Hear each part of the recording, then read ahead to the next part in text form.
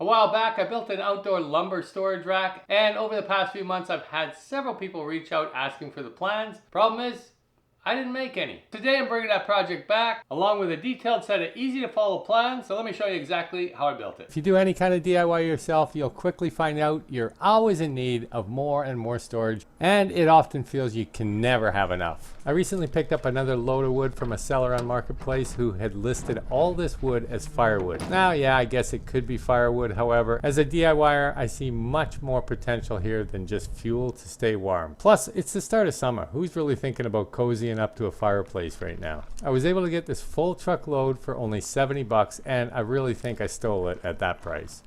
I operate out of a fairly small shop, so I've decided to build the rack outside my shop, but still under the cover of my overhang. And I figure why not build it with some of the wood I just picked up. For the base, I ripped down 2 of the 8-foot large 1x6s into halves and built a simple box frame, spacing my middle supports at 24 inch on center. The overhang on my shop is 22 inches, and this is what determined the width of the base. I'm going to treat the base like a deck, covering it with more of the same 8-foot 1x6s once I get the main horizontals upright and installed.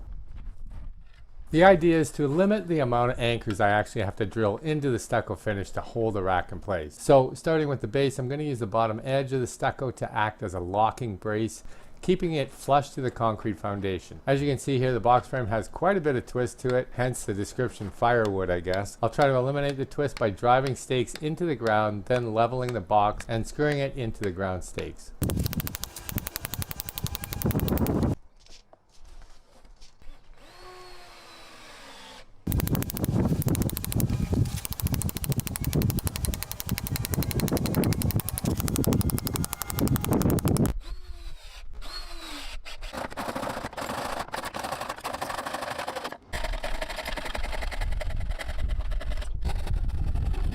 Now I can move on to the upright members. Using some of the cedar timbers I have on hand should make it look a little better. If this was in my shop, I wouldn't really care what it looks like, but it is outside, it is visible to the public, and I should probably try to make it as pleasing to the eye as possible. Here I'm measuring the depth of the box again and then transferring that measurement over to the cedar uprights. This will allow for a lower fastening point below the top level of the base platform. Using 2 more of the 8-foot 1x6s, I can space the cedar pieces evenly out and then screw them to the 1x6s, essentially creating the back wall support.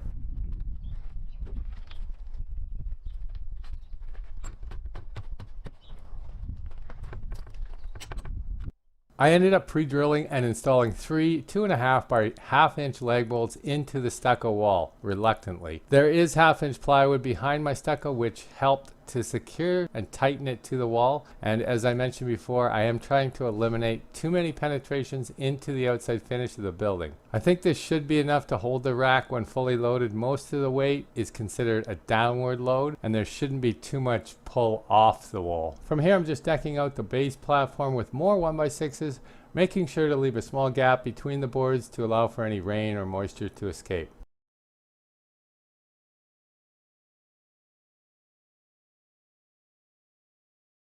For the final deck board, all I ended up doing was marking out the cedar uprights on the 1x6 and then cutting them out using a jigsaw.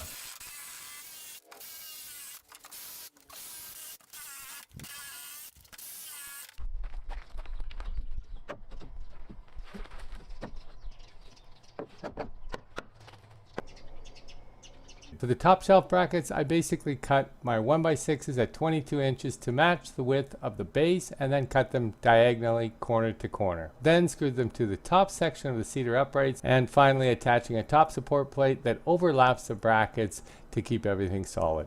I'm planning on a total of 4 shelves for this lumber rack, and to find the exact spacing is really easy. Take the overall height from the top of the base platform to the top of the uprights and divide that number by 4. My overall height is 68.25. Divided by 4 is 17 inches. So now I can mark out and run a chalk line down all the uprights to lay out a total of 15 support shelf brackets. I came up with a few different bracket designs before settling on this one. This bracket seemed to be the sturdiest when constructed and attached to the upright supports. It's also the least complicated one. I need a total of 30 of the horizontal braces to make up the 15 shelf brackets. So I tried using up as much of the small scrap 1x6s as I could before moving on to some longer ones. All these pieces will be ripped down using the table saw to a total width of 2¼ inches.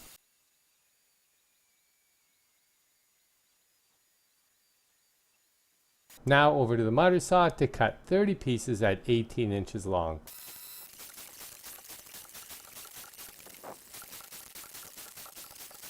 To finish off the outside edges, I just cut a 45-degree angle on each piece.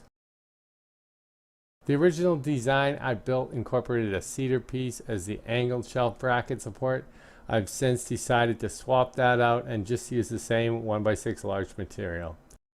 The fastest way to get through any kind of batch cutting like this is just create one template and then rinse and repeat until all your cuts are done. The most time-consuming part of this build was anchoring and leveling all these bracket pieces. Ideally, it would have been so much easier if I had just built each bracket individually and then installed them. However, that wasn't really an option due to the inconsistencies in the thickness of the cedar beams. I found using a pin nailer super helpful to hold the pieces in place and level while I pre-drilled and screwed everything together. Also, the chalk lines we marked out earlier were a massive benefit to help ensure each bracket remained level and true to the corresponding one. To keep everything tight, I'm just adding 2-inch screws to each side of each bracket. Now I'm taking a guess as it sits right now. Each of the brackets should probably hold about 50 to 60 pounds, so that spread across 5 brackets per shelf should hold a minimum of 250 pounds per shelf, which is most likely more than enough for any of my needs. However, if we're going to build something, it's better to overbuild it than underbuild it. So by adding these front center uprights should at least double, maybe even triple our estimated load capacity.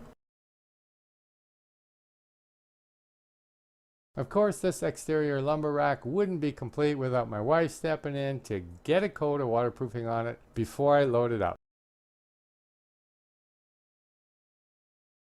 I think it turned out really well. I don't suspect the neighbors will complain about it being an eyesore, and I want to thank everybody for hanging out with us on this build. Again, the easy to follow detailed plans for this lumber rack are now available. I'll leave a link down in the description below. And if you like this kind of content, make sure you hit subscribe and let's keep building more stuff.